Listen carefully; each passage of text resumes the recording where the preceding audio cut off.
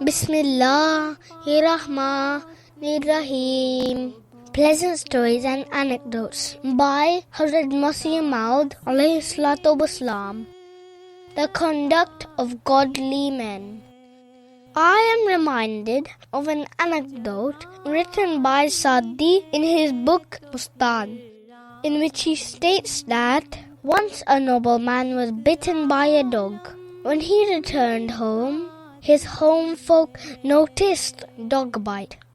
A simple and innocent girl who was present said, "Why did you not bite the dog in revenge?"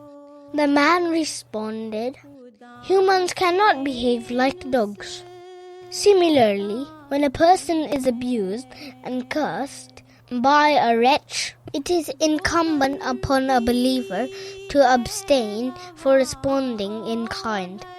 Otherwise, this example of dog-like behaviour shall be applicable to such people. The beloved of God have been abused with the worst of invectives and are grieved in the worst possible manner. However, they were always addressed in the following words: وَأَعْرِضْ عَنِ الْجَاهِلِينَ. That means, turn away from the ignorant. Surah Al-Araf.